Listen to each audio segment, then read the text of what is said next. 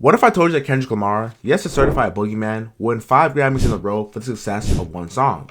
You probably think that I'm reaching or tripping, but that's exactly what happened last night when Kendrick Lamar swept every category that he was nominated for off the success of a song Not Like Us dissing Drake. But if we look back to Family Matters, Drake actually predicted Kendrick Lamar getting a Grammy off this diss song because of the hype associated with Drake's name and his career.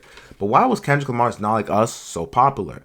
Not Like Us gained worldwide attention due to Kendrick's claim that Drake is a pedophile, or actually a certified pedophile, and should die. Now, the West Coast inspired song produced by DJ Mustard sparked heavy controversy about Drake's authenticity, which can really be equated to Drake's blackness, and how Drake didn't grow up in Toronto as rough as Kendrick Lamar grew up in the streets of Compton. A heavy target and criticism towards Drake has always been cultural appropriation, because he's seen so much success between different genres such as R&B, reggae, and pop, and it doesn't seem quote-unquote authentic. Now, this whole narrative of the beef is that Drake was a culture vulture who exploits rappers for his own good, but it becomes a bit controversial when the rapper who insinuates his claim actually needed Drake early on in his career and got taken on tour by Drake and benefited heavily in his career. A while back when I did my first show out there, he called me up, man, we had a few drinks, and he always said he was appreciative of my music. I always been a fan of his music. And we've just been chopping it up since, man, and hit me up one day and said, you know what, hand-picked, man, I want you to be on this tour with me.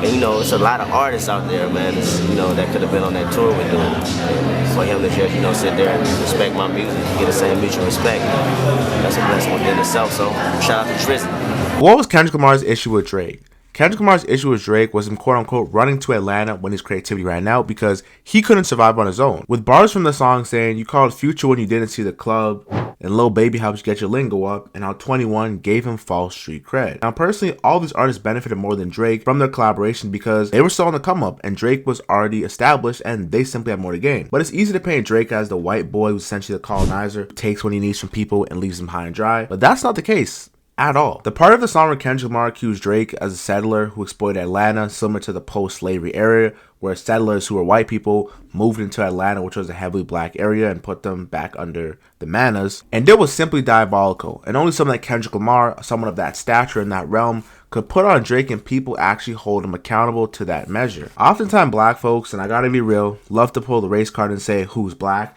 and essentially go band for band on who had the worst struggle.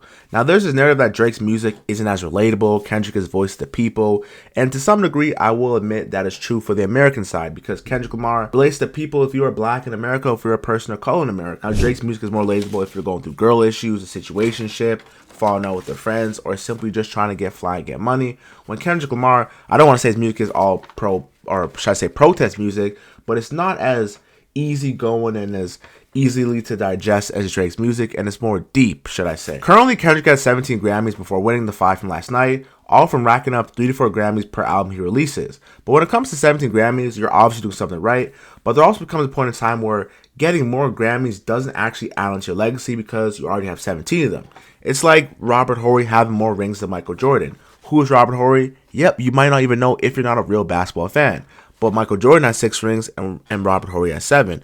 But just because Robert Horry has 7 doesn't make him any more valuable player than Michael Jordan.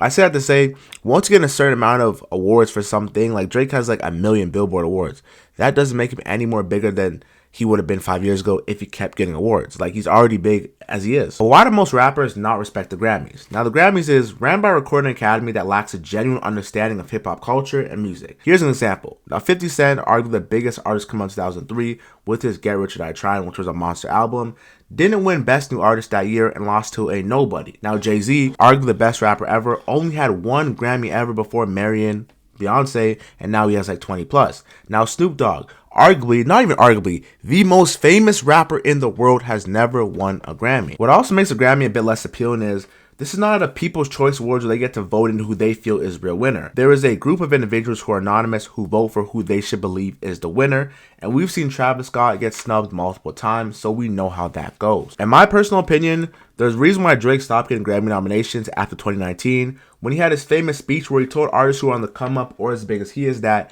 they don't need a Grammy to feel accomplished or validated or to feel that they are successful. Because if you have people singing your songs word for word, if you're a hero in your hometown, if there's people with regular jobs who are coming out in the rain or the snow, spending their hard-earned money to buy tickets to your show, you already won. What's crazy about this Grammy event was that when Kendrick Lamar was receiving his awards, he pointed out Dr. Dre and Lucian Grange, which is the CEO of Universal Music. Now, if you know what's going on in the whole music industry, Drake is suing his label Universal Music because they pretty much bigged up Kendrick Lamar's record, Not Like Us, which called him a pedophile and defamed his name, because Drake had a new record deal, should I say a contract deal coming up. In 2025, Drake's supposed to sign this LeBron-sized record deal worth $500 million. Yes, $500 million, $500 million. And the Kendrick Lamar beef was the perfect avenue for them to pay him less because, hey, you're a pedophile, you're this, you're that, you're not what the culture's feeling. It was everything that made the label beneficial, or should I say make the label situation beneficial, because they could pay him less. Now, when it comes to basic negotiation of supply and demand in economics, what's worse for you is better for me, and what's better for me is worse for you. And that's exactly how it comes to negotiation, how things should work, and that's how it works, because Drake has this bad, almost devil horn hanging over his head after this Kendrick Lamar allegation, and Kendrick going to the Super Bowl, the pop-up party. Every time you think that this thing is dying down, there's always a new revamp that gives it more life. To keep it clear and concise, Drake is accusing UMG for exploiting and profiting off a baseless allegation that is completely false, because Drake never did the claims that he said he did in the song, or the name that he called him, I should say.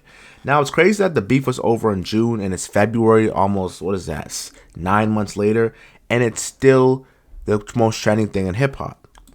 But it seems like Drake is combating the smoke with this Kendrick Lamar beef and the whole Grammy situation with the teasing of his new album, Party Next Door, that's actually releasing on Valentine's Day. Now, let me know what you think about the album when it comes out. And, of course, stay locked in with your boy. We're on to the next one.